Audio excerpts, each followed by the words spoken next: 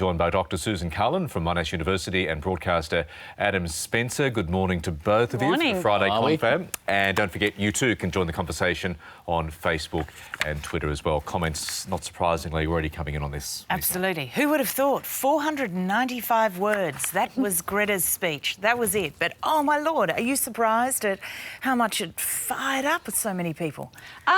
I'm not surprised at who it fired up, perhaps would be the better way to put it. But I also think we are kind of equivocating things that aren't equivalent. About 4 million people, we think, went to the climate strikes around the world.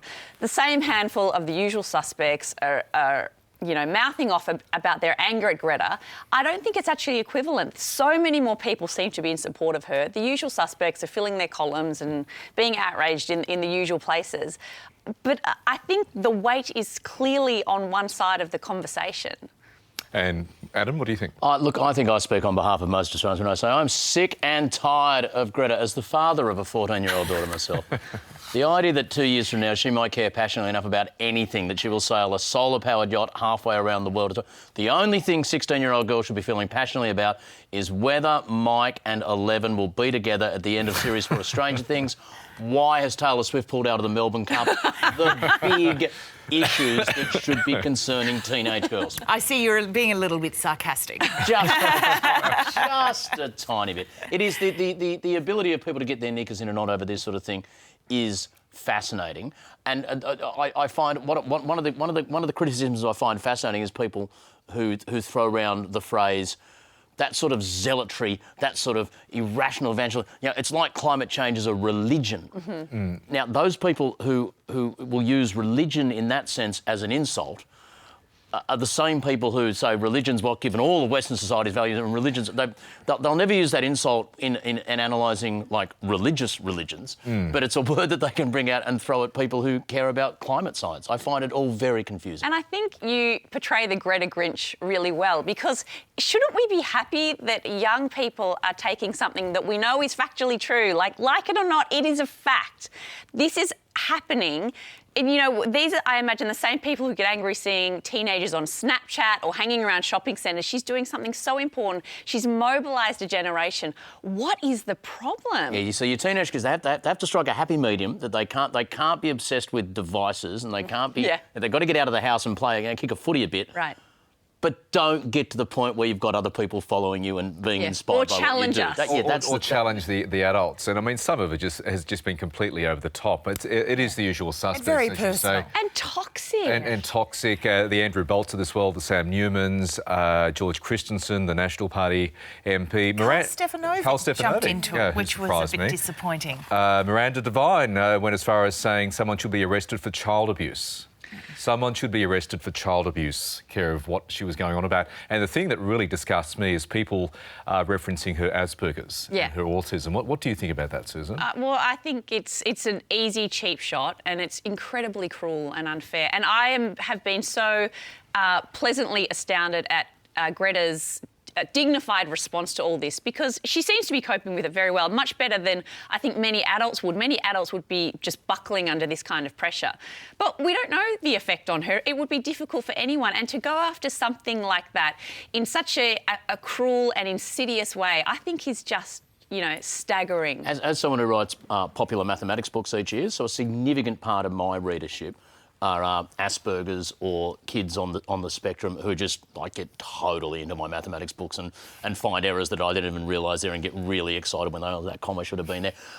Some of the most intelligent, passionate, brilliant young minds that I've met are kids who sit somewhere on the spectrum. And if anything, their passion and ability to focus on something and really get deeply into something and understand it is equivalent to or greater than a lot of adults. Yeah, it says more about those people casting those aspersions than it does about Greta. Some of your views now. Valerie says, I admire Greta, but worry about how she'll continue to cope with the emotional pressure she may be under.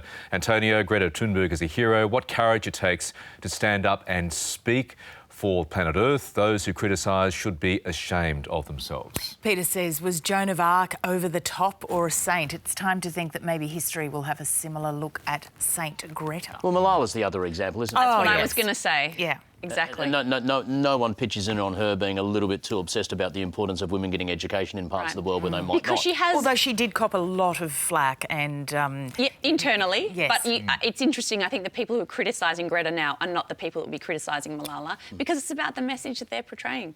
Yes, and people have made the point there's this old 93-year-old white guy from Britain making similar impassioned pleas about climate change, answers to the name of Sir David Attenborough, and he's not copping any blowback either. It's all about a 16-year-old, and also the point has been made, would it be different? Would a 16-year-old boy be getting this sort of criticism as well? And can I just make one point? Most importantly, I genuinely do think that Mike and 11 should be together. Yeah. Stranger things. Yeah, listen, I think that's the real issue. I'm not here. suggesting for a second that. I just want to clear that up because I'm getting some serious blowback on. Yeah, no, already the tweets were coming in saying, "What did Adam mean?" You know, things about Adam Spencer. And it's just for more before we go, because they've been coming in all show. Nicole says she's spreading amazing awareness, but she is looking distressed each time. Sue says, "I worry for this young woman. I can't help but think she's being exploited. Climate change is real and we need to take action, but scaring children into thinking we are all about to die is wrong." And this feeds into what Scott Morrison said yesterday directly in response to Greta Thunberg, Adam, that kids should not be made more anxious than they are at the moment. He was taking very much a parental tone. What did you make of that? Well, it's interesting. I've spoken to my daughter went to the climate strikes and she's quite concerned about the potential impact. And when you sit down and discuss with her, she understands the science 101 and why it's important, but certainly there are people in her peer group who think wrongly that within a decade we will all be dead. Now, that's not the case, and no one in climate science is suggesting that. No. So there is an element to which the impact of those issues is seen slightly more apocalyptically than it needs to be, but it's probably still better that a group are informed about the issue and need their understanding slightly reined in and corrected than to be blithely ignorant of this. Do you think it's authentic, the almost parental concern that people are using in their messages? Oh, well, I mean, I'd like to think well of them and assume that they genuinely do have good motives for doing it. I mean, it could be, if I were being cynical, I could say that it is very opportunistic. If anything, I mean, I think you're absolutely right, Adam, that we obviously don't want children to be or adults to be unnecessarily anxious. I think this can make a lot of adults very anxious as well. And this is why the facts are so important. If we actually are able to be aware of and share the facts openly and not get into these dumb bun fights about whether it's even true or not, then I think people can understand what's really going on. We can have some hope about the situation and we can try to do something about it. And the one thing you want to be able to do as a parent who is in a position of authority where you could bring about some change is be able to look your kids in the face 10 years from now and say, well, I did the best I could. Yep, absolutely. And as long as those people are comfortable that they could say that. So true. Can I ask you something important? What are you doing in Melbourne? Your footy team lost. You're not playing. Not lost. My footy team have just laid a beautiful long game trap for a couple of seasons from now. AFL Grand Final, wouldn't miss it. Yeah. For those who don't know, Adam is probably one of Australia's best-known Sydney Swans fans, and I wanted to ask you, are you okay, given the other Sydney team is getting... It's an interesting one, isn't it? I have sufficient respect for the rivalry between the Swans and the Giants that there's no way I can support them tomorrow. But the fact they're there is quite amazing. And it is. Their effort last week against Collingwood was unbelievable. I mean, Phil Davis got 3 separate injuries, any one of which could have kept him out of the game, one of which he got in the warm-up. Then during the course of the game does his legs, so they put him up forward, and he almost does his shoulder trying to tackle a guy, and then he's hobbling around in defence at the end of the game, and they get there. I have heard, and this is very exciting, Toby Green has agreed to play tomorrow in a full pantomime cape and mask, like the villain, and every time he goes near the ball, the crowd's going to shout out, "He's behind you! He's behind you!" Pantomime at the MCG. It's going to be great. Don't laugh. And Susan, no surprises who the family are supporting. It is absolute wall-to-wall yellow and black at our house.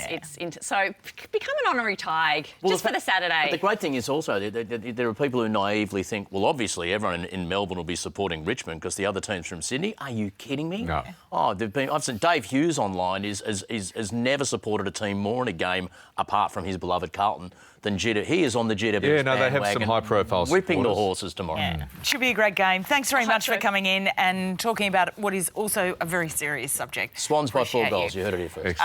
Swans. Yeah, dreaming. Yes, your dream will come true in about 2025 at this stage. I'll take that. Okay. Adam, Susan, thank you so much. Thank you. Now, this week's Landline